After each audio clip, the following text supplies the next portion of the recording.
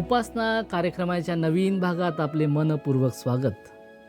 मला आशा आहे की आपण सर्वजण चांगले आहात आणि देवाच्या आशीर्वादांचा अनुभव घेत आहात. मागील भागात आपण पाहिले की येशूचा बाप्तिस्मा झाला आणि देवाने त्याला आपला प्रिय पुत्र म्हणून घोषित केले. तसेच योहान बाप्तिस्मा देणाऱ्याने लोकांना पश्चाताप करण्याचा संदेश दिला. आजच्या भागात आपण पाहणार आहोत की येशूला पवित्र आत्म्याद्वारे अरण्यात नेले जाते, जिथे शैतान त्याची परीक्षा घेतो. या परीक्षामध्ये आपण पाहतो की येशू देवाच्या वचनावर ठाम राहतो आणि प्रत्येक प्रलोभनावर विजय मिळवतो. त्यानंतर योहानाला कैद केल्यानंतर येशू आपले सार्वजनिक सेवा कार्य सुरू करतो आणि सांगतो, पश्चाताप करा, कारण स्वर्गाचे राज्य जवळ आले आहे. या भागातून आपण पाहतो की येशूने आपल्या सेवा कार्याची सुरुवात आधी परीक्षा आणि संघर्षातून केली.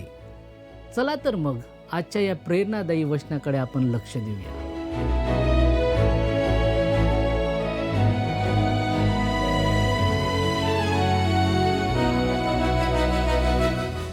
प्रियानो, प्रभू येशू ख्रिस्ताच्या मधुर नावात आपणास सलाम. आपणा सर्वांचे उपासना कार्यक्रमामध्ये हार्दिक स्वागत. मागील कार्यक्रमात आपण मत्तय याच्या 3ऱ्या अध्यायापर्यंत अध्ययन संपविले आहे. आज आपण पुढे जात असताना अध्याय 4 याच्या पहिल्या वचनापासून ते 17व्या वचनापर्यंत अभ्यास करणार आहोत. यामध्ये आपण जे विषय हाताळणार आहोत ते येणेप्रमाणे: पहिला विषय, अरण्यात येशूची परीक्षा. दुसरा विषय, येशू कफरनहुमात आपल्या सार्वजनिक सेवेचा आरंभ करतो. आता आपण येशूची तिहेरी परीक्षा याविषयी पाहू. चला आपण मत्तेकृत शुभवर्तमानातील घडामोडींचा मागोवा घेऊया. येशू आपल्यामध्ये जन्म घेण्यासाठी स्वर्गातून खाली आला आणि त्यामुळे तो आपल्याशी एकरूप झाला. तो इतर कोणत्याही मुलाप्रमाणेच वाढला, मात्र तो निरुपद्रवी आणि पापरहित होता. आता त्याच्या बाप्तिस्म्याच्या द्वारे तो आपल्याशी एकरूप झाला आहे. त्याने आपली पापे स्वतःवर घेतली. आता त्याची परीक्षा घेतली जाणार आहे, कारण काही महत्त्वाच्या प्रश्नांची उत्तरे दिली गेली पाहिजेत. राजा परीक्षेला तोंड देऊ शकेल का आणि तो त्यावर मात करू शकेल का? मोह घालणे या शब्दाचा दुहेरी अर्थ आहे. पहिला अर्थ, वाईट गोष्टी करण्यासाठी प्रवृत्त करणे किंवा भुरळ घालणे, मोहात पाडणे. आपल्या प्रत्येकामध्ये असे काहीतरी असते जे आपल्याला वाईट गोष्ट करायला भाग पाडते. येशूच्या बाबतीत हे खरे नव्हते. योहान शुभवर्तमान 14वा अध्याय आणि 30 वचन म्हणते, जगाचा अधिकारी येतो तरी माझ्यावर त्याची काही सत्ता नाही. इब्री लोकासपत्र 7वा अध्याय आणि 26वे वचन म्हणते, तो पवित्र, निर्दोष, निर्मळ असून पापी जनांपासून वेगळा होता. म्हणून येशूला मोहात पाडण्यासाठी मला पाप करण्यास कारणीभूत ठरणाऱ्या मोहापेक्षा वेगळा मोह असायला हवा होता, कारण तो खूप मोठा मोह असणे आवश्यक होते. दुसरा मुद्दा, याकोबाचं पत्र 1 अध्याय आणि 13 वचनानुसार देव स्वतः कोणाला मोहात पाडित नाही. तरीही उत्पत्तीचा 22वा अध्याय 1 वचनानुसार आपल्याला सांगण्यात येते की देवाने अब्रामास कसोटीस लावले. याचा अर्थ देव अब्रामाच्या विश्वासाची परीक्षा घेत होता. आता येशूची परीक्षा होणार आहे. येशू पापात पडला असता का? मला या प्रश्नाचे ठाम नाही असे उत्तर द्यायचे आहे. तो पापात पडणे शक्यच नव्हते. येशू जर पापात पडला असता तर तुम्हाला आणि मला एक खात्रीशीर तारणारा मिळाला नसता. कदाचित तुमच्या मनात अशी शंका येत असेल, जर येशू पापात पडूच शकत नव्हता तर मग त्याच्यावर आलेले मोह वैध आणि खरे होते का? मला तुम्हाला सांगू द्या की त्याच्यावर आलेले मोह तुम्हाला आणि मला आलेल्या मोहांपेक्षा कितीतरी जास्त कठीण होते. जेव्हा प्रसिद्ध कंपन्यांकडून गाड्यांचे एखादे नवीन मॉडेल विकसित केले जाते, तेव्हा ते सर्व कसोट्यांवर खरे उतरेल हे सिद्ध करण्यासाठी त्याची कसून चाचणी केली जाते. तसेच प्रत्येक अस्सल हिरा हा बनावट नाही हे दर्शविण्यासाठी त्याचीही चाचणी केली जाते. अगदी त्याचप्रमाणे प्रभू येशू ख्रिस्त हा आपण स्वतः जो कोणी असल्याचा दावा करत होता, अगदी तसाच तो ते खरोखरच आहे हे सिद्ध करण्यासाठी त्याचीही परीक्षा घेतली गेली.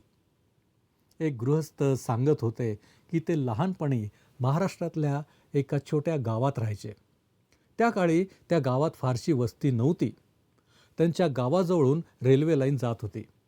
पण गाडी त्यांच्या गावात थांबत नसे. ती पुढच्या मोठ्या गावातच थांबायची. त्या रेल्वे लाईनला त्यांच्या गावाजवळ एक लहान नदी ओलांडावी लागायची. उन्हाळ्यात त्या नदीत फार थोडे पाणी असायचे, पण पावसाळ्यात मात्र तीच नदी दुथडी भरून व्हायची. एका वर्षी तर एवढा पूर आला की रेल्वेचा पूलच वाहून गेला. बराच काळ गावकऱ्यांना ट्रेनचे किंवा रेल्वेचे दर्शनही झाले नाही. मग शासनाने नवीन पूल बांधायला सुरुवात केली. अनेक महिने काम चालले. शेवटी एक दिवस 2 मोठी इंजिने आणली गेली. ती दोन्ही इंजिने पुलावर उभी केली आणि त्यांच्या शिट्ट्या सतत वाजत ठेवल्या. इतका मोठा आवाज झाला की संपूर्ण गाव दणाणून गेले. गावातले सगळे लोक, जवळजवळ सगळेच, काय चाललंय हे पाहायला धावत आले. लोक तिथे उभे असताना एक धाडसी माणूस पुढे गेला आणि त्याने काम पाहणाऱ्या इंजिनियरला विचारले, "साहेब, काय चाललंय इथे?" इंजिनियर म्हणाला, "आम्ही पुलाची चाचणी करत आहोत." तो माणूस पुन्हा म्हणाला, "म्हणजे तुम्ही पूल तोडणार आहात का?" इंजिनियर थोडे हसत म्हणाला, "असे नाही. आम्ही हा पूल तोडण्यासाठी नाही, तर तो तुटणार नाही हे सिद्ध करण्यासाठी चाचणी घेत आहोत." प्रभू येशूची परीक्षा याच कारणासाठी घेण्यात आली. त्याला पापात पाडण्यासाठी नाही, तर तो पापात पडू शकत नाही हे सिद्ध करण्यासाठी. त्यामुळे त्याची परीक्षा आपल्यापेक्षा कितीतरी कठीण होती. आपल्या सहनशक्तीला एक मर्यादा असते. प्रलोभन वाढत गेले, दबाव वाढत गेला की शेवटी आपण झुकतो. हे माझ्या बाबतीतही खरे आहे आणि तुमच्या बाबतीत पण. पण ख्रिस्त कधीच झुकला नाही, जरी दबाव सतत वाढत गेला. उदाहरणार्थ 10 किलो वजन सहन करणारी दोरी 20 किलो दबावामुळे तुटते. पण 100 किलोची दोरी त्यापेक्षा जास्त दबाव सहन करू शकते. आपण त्या 10 किलोच्या दोरीसारखे आहोत आणि येशू 100 किलोच्या दोरीसारखा आहे. या परीक्षेचा आणखी एक महत्त्वाचा मुद्दा म्हणजे तिची एदेन बागेतील हवेच्या परीक्षेशी तुलना. ख्रिस्ताची परीक्षा निर्जन अरण्यात झाली, तर हवेची परीक्षा सुंदर बागेत. किती मोठा विरोधाभास. आपण मत्तयाचं शुभवर्तमान 4 अध्याय आणि 1 वचन आपण वाचूया. तेव्हा सैतानाकडून येशूची परीक्षा व्हावी म्हणून आत्म्याने त्याला अरण्यात नेले. सैतानाकडून त्याची परीक्षा घेतली जाणार होती. यावेळेस आपण 2 आणि 3 वचन वाचूया. मग त्याने 40 दिवस व 40 रात्री उपास केला. त्यानंतर त्याला भूक लागली. तेव्हा परीक्षक त्याच्याजवळ येऊन म्हणाला, "तू देवाचा पुत्र आहेस, तर या धोंड्यांच्या भाकरी व्हाव्या अशी आज्ञा कर." हा अगदी तसाच मोह आहे जो हव्वेला पडला होता. त्यातील पहिला मोह शारीरिक स्वरूपाचा होता. उत्पत्ती याचा 3 अध्याय आणि 6 वचन म्हणतंय, "त्या झाडाचे फळ खाण्यास चांगले आहे." प्रभू येशूला मात्र असे सांगितले गेले होते की त्याने धोंड्यांचे रूपांतर भाकरीमध्ये करावे.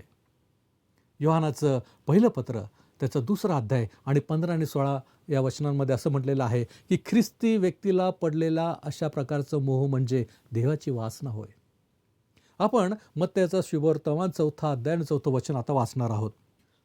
परंतु त्याने उत्तर दिले की मनुष्य केवळ भाकरीने नव्हे, तर परमेश्वराच्या मुखातून निघणाऱ्या प्रत्येक वचनाने जगेल, असा शास्त्रलेख आहे. हा संदर्भ अनुवादाचं पुस्तक याचा 8 अध्याय 3 वचनामध्ये आढळतो. येशूला अनुवाद हे पुस्तक नक्कीच ज्ञात होते आणि ते देवाचे प्रेरित वचन आहे असा त्याचा विश्वास होता. आता आपण दुसरी परीक्षा पाहूया. मग त्याचे शुभवर्तमान 4 अध्याय आणि 5 आणि 6 ही वचने. मग सैतानाने त्याला पवित्र नगरीत नेऊन मंदिराच्या शिरोभागी उभे केले आणि त्याला म्हटले, "तू देवाचा पुत्र आहेस, तर खाली उडी टाक, कारण असा शास्त्रलेख आहे की तो आपल्या दूतांना तुझ्याविषयी आज्ञा करेल आणि तुझा पाय धोंड्यांवर आपटू नये म्हणून ते तुला हातांवर झेलून धरतील." सैतान स्तोत्र 91 आणि 11 आणि 12 मधील वचनांचा संदर्भ देत आहे. तथापि तो ती वचने अगदी आहेत तशी उच्चारत नाही. आता हाच तो आध्यात्मिक मोह आहे. उत्पत्ती 3:6 वचनाप्रमाणे हव्वेच्या बाबतीत हा मोह ते फळ शहाणी करण्यास इष्ट आहे असे वाटण्याचा होता. योहानाचं पहिलं पत्र 2 अध्याय आणि 16 वचनानुसार ख्रिस्ती लोकांसाठी मात्र हा मोह, संसाराविषयीची फुशारकी हा आहे. आपण आता मत्त्याचे शुभवर्तमान 4 अध्याय आणि 7 वचन वाचणार आहोत. येशूने त्याला म्हटले, आणखी असा शास्त्रलेख आहे की परमेश्वर जो तुझा देव त्याची परीक्षा पाहू नको. तो अनुवाद 6 अध्याय आणि 16 या वचनांचा संदर्भ देत आहे. तिसरी परीक्षा ही मानसिक आहे. आपण 8 आणि 9 हे वचन वाचूया. पुढे सैतानाने त्याला एका अतिशय उंच डोंगरावर नेऊन त्याला जगातील सर्व राज्ये व त्यांचे वैभव दाखविले आणि त्याला म्हटले, तू पाया पडून मला नमन करशील तर मी हे सगळे काही तुला देईन. सैतानाने त्याला जगातील राज्ये आणि त्यांचे वैभव दाखवले. हा एक मानसिक लोभ आहे. मानवाला सत्तेची लालसा असते. हव्वेलाही याच लोभाचा सामना करावा लागला होता. उत्पत्तीचं पुस्तक 3 अध्याय 5 वचन म्हणते, तुम्ही देवासारखे बरे वाईट जाणणारे व्हाल. आपल्यापैकी अनेक जण या परीक्षेत अपयशी ठरतात. प्रभू येशूने दिलेल्या उत्तराकडे लक्ष द्या. 10 वचन आपण पाहू त्यासाठी.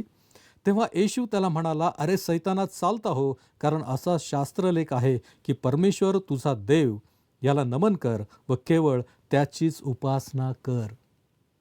तो अनुवाद 6 अध्याय 13 वचन आणि 10 अध्याय 20 वचन या वचनांचा संदर्भ देत आहे. प्रियांनो, आपण पाहतो की प्रभू येशूने प्रत्येक वेळी शास्त्र वचनाचा संदर्भ देऊन उत्तर दिले. हा आपल्यासाठी एक मोठा धडा आहे. आपल्यातील अनेकांना ख्रिस्ती जीवन जगताना अडचण काय येते?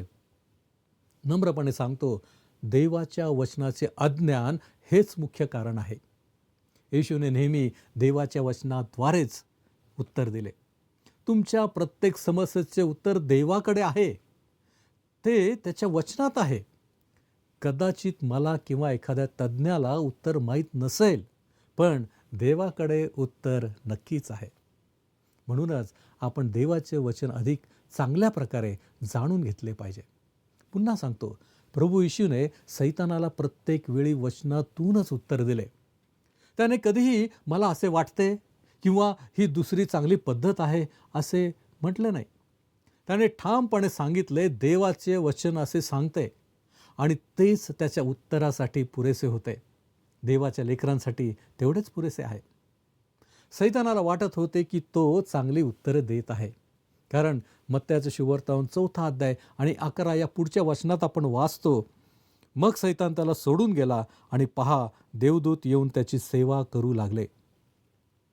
लूकाचे शुभवर्तमान 4 अध्याय आणि 13 मध्येही सांगितलेले आहे की सैतान थोड्या काळासाठी येशूला सोडून गेला, पण तो पुन्हा पुन्हा येत राहिला आणि संपूर्ण जीवनात येशूची परीक्षा घेत राहिला. विशेषतः गेतशेमाने बागेत येशूने अवर्णनीय दुःख सहन केले. तेथेही त्याची परीक्षा झाली हे स्पष्ट दिसतंय. या घटनेतून काही महत्त्वाच्या गोष्टी समोर येतात. येशू राजा म्हणून जन्मला, राजा म्हणून प्रकट झाला, त्याने बाप्तिस्मा घेतला आणि आता राजा म्हणून त्याची परीक्षा होत आहे. मत्त्याच्या शुभवर्तमानामध्ये तो सर्वत्र राजा म्हणून दिसतो. ह्या परीक्षेतून हे देखील स्पष्ट होते की सैतान हा केवळ एक प्रभाव नाही, तर तो एक व्यक्ती आहे. त्याने अतिशय हुशारीने येशूला सांगितले, तू जर देवाचा पुत्र असशील तर या धोंड्यांच्या भाकरी कर. म्हणजे देवाच्या इच्छेबाहेर जाऊन स्वतःला सिद्ध कर. दिसायला हे चांगले वाटले. म्हणजे भाकर जीवनासाठी आवश्यक आहे, पण ह्या मागचा खरा हेतू येशूला देवाच्या इच्छेपासून दूर नेणे हा होता. प्रत्येक वेळी येशूने देवाच्या वचनातूनच उत्तर दिले असा शास्त्रलेख आहे. त्याने अनुवादाच्या पुस्तकातील वचने वापरली आणि इफिस याचा 6 अध्याय आणि 17 वचनामध्ये सांगितलेली आत्म्याची तलवार, देवाचे वचन वापरून सैतानाला तोंड दिले. प्रियानो, जर आपणही आत्म्याची तलवार वापरण्यात अधिक निपुण असतो तर किती बरे झाले असते. आजच्या काळात हेच आपले शस्त्र आहे आणि ते अत्यंत प्रभावी शस्त्र आहे. दुसऱ्या लोभात सैतानाने येशूला चमत्कार करून मोठा धार्मिक नेता बनण्याचा मार्ग दाखवला. मात्र तो मार्ग देवाच्या योजनेपेक्षा वेगळा होता आणि वधस्तंभ टाळणारा होता. आजही अनेक ठिकाणी ज्याला ख्रिस्ती धर्म म्हटले जाते त्यात ख्रिस्ताचा वधस्तंभ नसतो आणि म्हणून तो खरा ख्रिस्ती धर्म नाही. प्रियांनो, आजच्या काळात चमत्कार करणाऱ्यांच्या नादी लागून भरकटणे अत्यंत धोकादायक आहे. सध्या अनेक लोक तथाकथित विश्वासाच्या जोरावर रोग बरे करणाऱ्यांच्या मागे धावत आहेत. हेच समजत नाही की इतके लोक अशा गोष्टींच्या मागे का लागतात. कारण थोडी जरी चौकशी केली तरी हे स्पष्ट होईल की त्यांच्या कार्यक्रमांमध्ये प्रत्यक्षात कोणतेही चमत्कार घडत नसतात. केवळ प्रचंड भावनिक कल्लोळ आणि निरर्थक दिखावाच तिथे पाहायला मिळतो. गैरसमज करू नका. चमत्काराने रोग बरे होतात यावर माझा विश्वास आहे. देव जो महान वैद्य आहे त्याच्याकडे थेट गेल्याने तो बरे करतो. जेव्हा आजार गंभीर असतो तेव्हा आपण साध्या डॉक्टरकडे नाही तर तज्ज्ञ डॉक्टरकडे जातो. त्याप्रमाणेच मी माझी गोष्ट महान वैद्याकडे सोपवली आहे आणि मी त्याची शिफारस करतो. तथाकथित चमत्कार करणाऱ्या लोकांमार्फत नव्हे तर थेट त्याच्याकडे जाण्यावर माझा विश्वास आहे. कोणताही मनुष्य खरे चमत्कार करू शकत नाही. प्रभू येशूनेही सैतानाने सुचविलेल्या मार्गाने धार्मिक नेता होण्यास नकार दिला. तुम्ही पाहाल की सैतानानेही स्तोत्र 91 मधील वचनाचा संदर्भ दिला, पण तो पूर्ण अचूक नव्हता. त्याने मुद्दाम एक महत्त्वाचा भाग गाळला. तुझ्या सर्व मार्गात तुझे रक्षण करण्याची. सैतानाचा हेतू येशूला देवाच्या मार्गापासून दूर नेणे हा होता. प्रियांनो, प्रत्येक वेळी देव आपल्यासाठी चमत्कार करेलच असे नाही. आपण देवाला आपल्या इच्छेनुसार काही करण्यास भाग पाडू शकत नाही. देव सार्वभौम आहे, म्हणून आपण त्याच्या इच्छेला शरण जाणे जरी नेहमी सुखकारक नसेल तरी तेच सर्वात महत्त्वाचे आहे. या लोभात सैतानाने जगातील राज्ये देण्याचा प्रस्ताव येशूपुढे ठेवला. याचा अर्थ सैतानाकडे ती राज्ये देण्याचा अधिकार होता का? येशूने त्याला विरोध केला नाही. त्यामुळे असे दिसते की सैतान काही प्रमाणात या जगाच्या व्यवस्थेवर प्रभाव टाकत होता. म्हणूनच जगात दिसणाऱ्या गोंधळामागे आणि वाईट शक्तींच्या मागे सैतान कार्यरत आहे. आपला खरा शत्रू भौतिक नाही तर आध्यात्मिक आहे. सैतान देव व्हायचा प्रयत्न करतो. म्हणूनच त्याने येशूला म्हटले, तू मला नमन केलेस तर हे सर्व मी तुला देईन. शेवटी तिसऱ्या लोभानंतर सैतान काही काळासाठी येशूला सोडून गेला, पण त्याने येशूला कायमचे सोडले नव्हते. आता आपण येशू कफर्नहुमात आपल्या सार्वजनिक सेवेचा आरंभ करतो हा विषय थोडक्यात अभ्यासणार आहोत. आपण मत्त्याचे शुभवर्तमान याचा 4 अध्याय आणि 12 आणि 13 ही वचनं वाचणार आहोत. नंतर योहानाला अटक झाली आहे हे ऐकून येशू गालिलात निघून गेला आणि नासरेत सोडून जबुलून व नफ्ताली यांच्या हद्दीत असलेल्या समुद्र किनाऱ्यावरील कफर्नहुमास जाऊन राहिला. योहानाला हेरोदाने पकडून तुरुंगात टाकल्यानंतर येशू यरूशलेमेच्या परिसरातून निघून गेला. त्यानंतर त्याने आपले कार्यक्षेत्र दक्षिणेकडून उत्तरेकडे हलवले. म्हणजे नासरेत ह्या आपल्या गावातून कफर्नहुम येते. मत्त्याच्या शुभवर्तमानामध्ये या बदलाविषयी सविस्तर सांगितलेले नाही. यावरून दिसते की 4 शुभवर्तमानांमध्ये एकमेकांची हुबेहूब नक्कल केलेली नाही. त्यांनी एकमेकांशी पूर्ण साम्य ठेवण्याचा प्रयत्न करणे चुकीचे होते. डॉक्टर मगी यांचा एक लेख माझ्या वाचनात आला होता. त्यांनी 4 शुभवर्तमान का या शीर्षकाची एक पुस्तिका लिहिली आहे, ज्यात त्यांनी हे दाखवण्याचा प्रयत्न केला आहे की प्रत्येक शुभवर्तमान एका निश्चित उद्देशाने लिहिले गेले आहे. त्यापैकी एकही शुभवर्तमान प्रभू येशूचे चरित्र म्हणून लिहिले गेले नव्हते आणि ते कोणीही लिहू शकले नसते. प्रत्येक पुस्तक मानवजातीच्या एका विशिष्ट वर्गापर्यंत पोहोचण्यासाठी आपला मुद्दा मांडते. मत्तईचे शुभवर्तमान विशेषतः धार्मिक घटकांपर्यंत पोहोचण्यासाठी लिहिले गेले होते आणि ते प्रामुख्याने इस्रायल राष्ट्रासाठी होते. खरे तर ते हिब्रू भाषेत लिहिले गेले होते. त्या काळातील पपियास आणि युसेबियस आणि इतरही असेच म्हणतात. इतर शुभवर्तमानांमधून आपल्याला कळते की येशूला आपल्या गावात नाकारले गेले, म्हणून कफर्नहूम हे त्याचे मुख्यालय बनले. आणि शेवटी येरुशलेमला वधस्तंभित जाईपर्यंत तेथूनच त्याने आपले कार्य चालू ठेवले. मत्ते पुढे सांगतो की येशूने नासरेत सोडून कफर्नहूमला जाण्याचे कारण जुन्या करारातील भविष्यवाण्या पूर्ण करणे हे होते. त्याच्या प्रत्येक कृतीतून देवाच्या योजनेची पूर्तता होत होती. आता आपण मत्त्याचे शुभवर्तमान 14 ते 16 ही वचने वाचणार आहोत. हे अशासाठी की यशाया संदेष्टाच्या द्वारे जे सांगितले होते ते पूर्ण व्हावे. ते असे की जबुलून प्रांत व नफ्ताली प्रांत, समुद्र किनाऱ्यावरचा, यार्दनेच्या पलीकडचा, परराष्ट्रीयांचा गालिल, अंधकारात बसलेल्यांवर प्रकाशाचा उदय झाला आहे आणि मृत्यूच्या प्रदेशात व छायेत बसलेल्यांवर ज्योती उगवली आहे. ही भविष्यवाणी यशाया याचा 9वा अध्याय आणि पहिल्या 2 वचनामध्ये आणि यशाया 42वा अध्याय आणि 6 आणि 7 यामध्ये आढळते. विदेशी लोकांचे मंडळ म्हणजे गालिल या भागाची पार्श्वभूमी येथे सविस्तर दिलेली नाही, पण त्या काळातील परिस्थिती पाहिली तर तो अभ्यास खूप उपयुक्त ठरेल. येशूचे बालपणही या भागात गेले होते. या प्रदेशाला विदेशी लोकांचे मंडळ असे म्हटले जात असे, कारण रोमी साम्राज्यातून अनेक लोक तिथे येऊन स्थायिक झाले होते. गालिल समुद्राच्या आसपास सुंदर विश्रांती स्थळे होती, पण तो भाग अत्यंत सांसारिक आणि काही अंशी दुष्टही होता. लोक देवापासून खूप दूर गेले होते. अशा अंधारात प्रभू येशूचा महान प्रकाश त्यांच्यामध्ये प्रकट झाला आणि त्याच्या उपस्थितीमुळे त्यांच्यावर जबाबदारी आली. त्यांनी त्याचे अनेक चमत्कार पाहिले तरी प्रतिसाद फार कमी मिळाला. नंतर मत्ते ह्याचा 11वा अध्याय आणि 20 ते 24 या वचनांमध्ये तो त्यांच्यावर न्याय घोषित करतो. हे खोराजिना, तुझी केवढी दुर्दशा होणार. बाप्तिस्मा करणाऱ्या योहानाची सेवा जेथे संपली त्या कफर्नहुमापासूनच येशूने त्याच्या सेवेला सुरुवात केली. आता आपण मत्तयाचा शुभवर्तमान 4था अध्याय आणि 17 हे वचन वाचणार आहोत. तेव्हापासून येशू घोषणा करीत सांगू लागला की पश्चाताप करा, कारण स्वर्गाचे राज्य जवळ आले आहे. येशूचा संदेश असा होता, पश्चाताप करा, वळा आणि माझ्याकडे या, कारण स्वर्गाचे राज्य जवळ आले आहे. अर्थातच हे राज्य राजाच्या म्हणजे येशूच्या व्यक्तित्वातच जवळ आले होते. त्याच्याशिवाय त्यांना स्वर्गाचे राज्य प्राप्त होणे शक्यच नव्हते.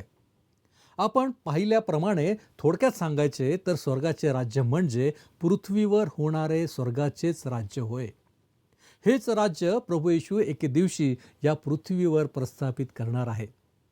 इस्रायल या ऐहिक लोकांसाठी ही पृथ्वीच स्वर्ग बनेल आणि ते याच पृथ्वीवर राहून अनंत काळात प्रवेश करतील.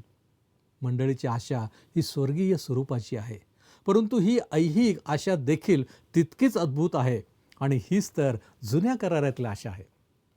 प्रियांनो, आम्हाला नक्कीच विचार करावा लागेल की आमची आशा कोणती आहे.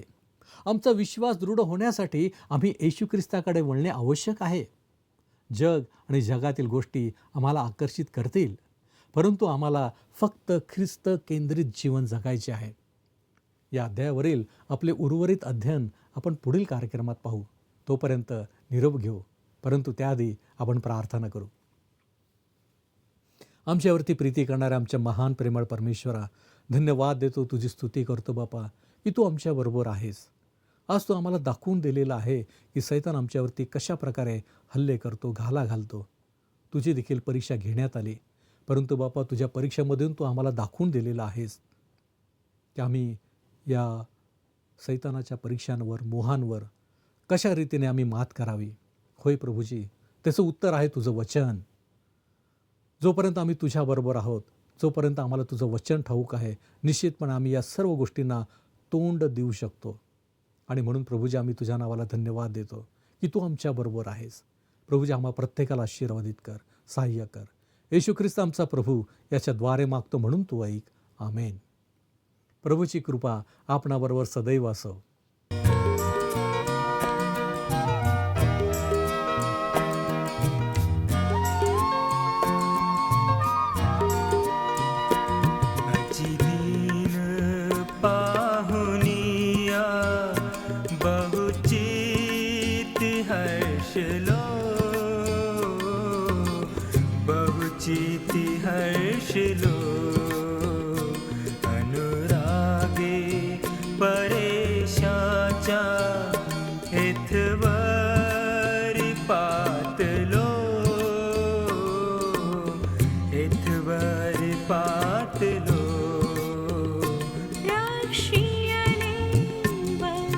सारे उपकारी झालो स्तुत्यासी काय आम्ही अविचारी वर्तलो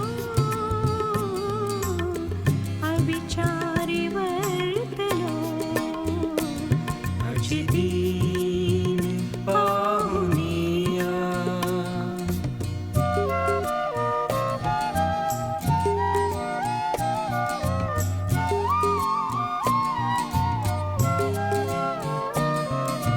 वर्षीया कृपादाना अगणित वर्षिले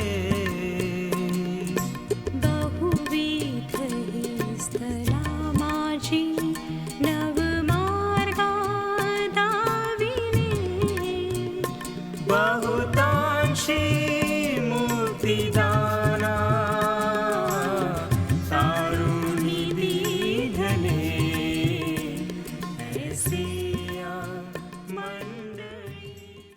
प्रियांनो, आजच्या संदेशातून आपण शिकलो की प्रलोभन आणि परीक्षा या जीवनाचा एक भाग आहेत, पण देवाच्या वचनावर उभे राहिल्यास आपण त्यावर विजय मिळवू शकतो. येशूने प्रत्येक प्रलोभनाला देवाच्या वचनाने उत्तर दिले, ज्यातून आपल्याला एक मोठा आदर्श मिळतो. या भागातून आपण एक महत्त्वाचा धडा शिकतो. देवाचे वचन आपल्या जीवनात मजबूत आधार असावे, तसेच पश्चाताप करून देवाकडे वळणे आवश्यक आहे. देव आपल्याला प्रत्येक परीक्षेत बळ देतो आणि योग्य मार्ग दाखवतो. पुढील भागात आपण पाहू की येशू आपल्या पहिल्या शिष्यांना कसे बोलावतो आणि त्याचे सेवाकार्य कसे वाढते. तोपर्यंत देवाच्या आशीर्वादात रहा. धन्यवाद. मागील कार्यक्रमातील प्रश्नाचे उत्तर आहे पर्याय बी. येशूचा बाप्तिस्मा यार्देन नदीत झाला.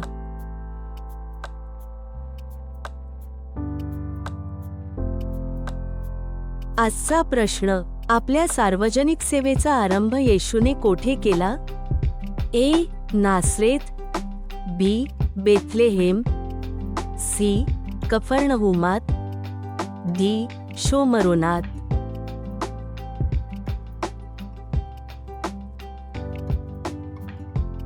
प्रियांनो, या प्रश्नाचे उत्तर उद्या सकाळी 6 वाजण्याच्या आधी पर्याय ए, बी, सी किंवा डी लिहून आपले नाव, पत्ता आणि ठिकाण यासोबत मोबाईल नंबर 7021474742 वर SMS किंवा व्हॉट्सॲप करा. हा कार्यक्रम आपणास आवडला काय? आता आम्हाला एक मिस कॉल करा.